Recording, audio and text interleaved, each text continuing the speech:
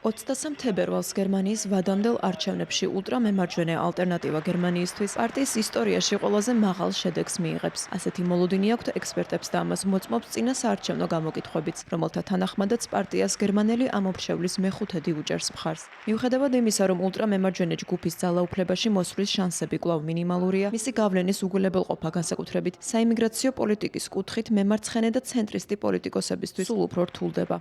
Die illegale Migration und Rechtlosigkeit beenden. უნდა დასრულდეს არალეგალური მიგრაცია და უკანონობა. კრიმინალებმა მათ, ვინც საზღვარი უკანონოდ გადმოკვეთეს, ქვეყანა უნდა დატოვონ. უნდა აღდგეს უსაფრთხოება საჯარო სივრცეებში. მარტივად რომ ვთქვათ, უნდა აღდგეს წესრიგი. პარტია ბუნდესტაგში პირველად 8 წლის წინ შევიდა. 2010-იან წლებში გერმანიაში მიგრანტების დიდი რაოდენობის ჩასვლით გამოწვეული უკმაყოფილების ფონზე. მიგრაციაზე მკაცრი შეზღუდვების დაწესება დღემდე პარტიის მთავარი საზრუნავია. ვოლფგანგ შრიოდერი ბერლინის სოციალური მეცნიერების ცენტრის პროფესორი აცხადებს, რომ პარტიის მთავარი მამოძრავებელი ძალა სწორედ ანტისაიმიგრაციო პოლიტიკაა და რომ მათი მიდგომა გერმანელი ამომრჩევლისთვის სულ უფრო მიმზიდველი ხდება. ეს პარტია დროთა განმავლობაში სულ უფრო მეტ მხარდაჭერას იძენს. აღსანიშნავია, რომ ზუსტად იგივე ტემპით ხდება მისი რადიკალიზაციაც. ამ წარმატების მთავარი მამოძრავებელი ძალა ერთის მხრივ ანტისაიმიგრაციო პოლიტიკაა, რომელიც გერმანიაში ძალიან პოპულარულია, ცენტრისტებშიც კი. მეორე მხრივ ეს არის მათი პოზიცია რუსეთ-უკრაინის ომთან მიმართებით.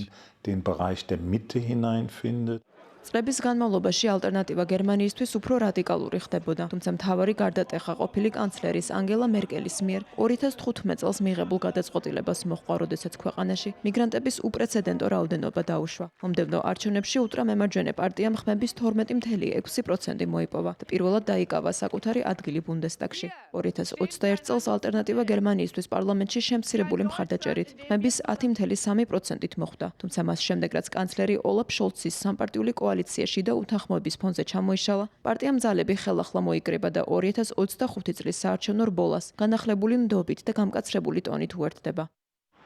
46 წლის ალის ვაიდელი ულტრამემარჯვენე პარტიის პირველი კანცლერობის კანდიდატია.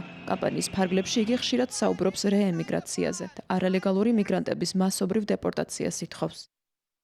Das heißt, eigentlich männerbündische Parteien stellen Frauen an die Spitze. მამაკაცების მიერ მართული პარტიები სათავეში ქალებს აყენებენ. ამით ისინი ცდილობენ უარყონ და აბსურდულად შერაცხონ მოწინააღმდეგეების კრიტიკას, რომ ისინი არიან ჰიტლერის მემკვიდრე, ნაციონალ-სოციალისტური, ფაშისტური პარტიები. ისინი ამბობენ, შეხედეთ, ჩვენი პარტიის ლიდერი ქალია.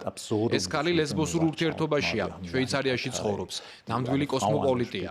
ის ზუსტად იმის აპირისპიროა, რასაც ჩვენ გვაბრალებთ.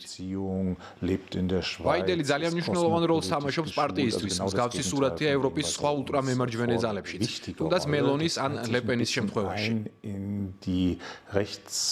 Extreme Positionierung der anderen Parteien in Europa. Denken Sie an Meloni, denken Sie an Le Pen. ალტერნატივა გერმანიისთვის რუსეთის წინააღმდეგ სანქციების დაუყოვნებლივ მოხსნას უჭერს მხარს და უკრაინისთვის იარაღის მიწოდებას ეწინააღმდეგება. პარტიას ეროვნული ვალუტის აღდგენაც სურს და მიუხედავად იმისა, რომ ევროკავშირის დატოვებას არ ემხრობა, აცხადებს, რომ ბლოკი მეტად თავისუფალ, ეგრეთ წოდებულ ევროპის ქვეყნების ასოციაციად უნდა იქცეს. Man kann auch sagen, die AfD ist ja auch sowas wie ein Flugzeugträger. ალტერნატივა გერმანიისთვის გზავნილები ბრაზით და უკმაყოფილებითაა სავსე. არ შეიძლება მათი განცხადებების უგულებელყოფა და ფიქრი, რომ ეს უბრალოდ საარჩევნო კამპანიის ნაწილია. უნდა ვიფიქროთ იმაზე, თუ რა მოხდება ეს პარტია ხელისუფლებაში რომ იყოს. Sondern das ist auch das, was man sich vorstellen. ალტერნატივა გერმანიისთვის აღზევების პარალელურად ულტრამემარჯვენე ჯგუფები ევროპის სხვა სახელმწიფოებში ძლიერდებიან. მის იდეურ მოკავშირეებს შორისაა ავსტრიის თავისუფლების პარტია და ეროვნული გაერთიანება საფრანგეთში. მისი ერთ-ერთი გამორჩეული მხარდამჭერი მსოფლიოს უმდიდრესი ადამიანი და ამერიკის შეერთებული შტატების პრეზიდენტის დონალდ ტრამპის ახლო მოკავშირე ილონ მასკია. იგი აცხადებს, რომ გერმანიის გადარჩენა მხოლოდ ამ პოლიტიკურ ძალას შეუძლია. გერმანიაში მოახლოებული არჩევნები ძალიან მნიშვნელოვანია. ამან შესაძლოა მთელი ევროპის ან თუნდაც მთელი მსოფლიოს ბედი გადაწყვიტოს. ამიტომ აუცილებელია ესაუბროთ მეგობრებს და ოჯახის წევრებს და დაარწმუნოთ ხმა მისცენ პარტიას ალტერნატივა გერმანიისთვის. 2025 წლის იანვარში ილონ მასკი საკუთარი სოციალური მედია პლატფორმის X-ის მეშვეობით პარტიის ყრილობაზე დისტანციურად ჩაერთო და ალის ვაიდელთან დისკუსია გამართა.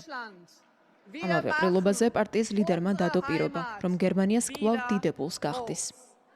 Make Germany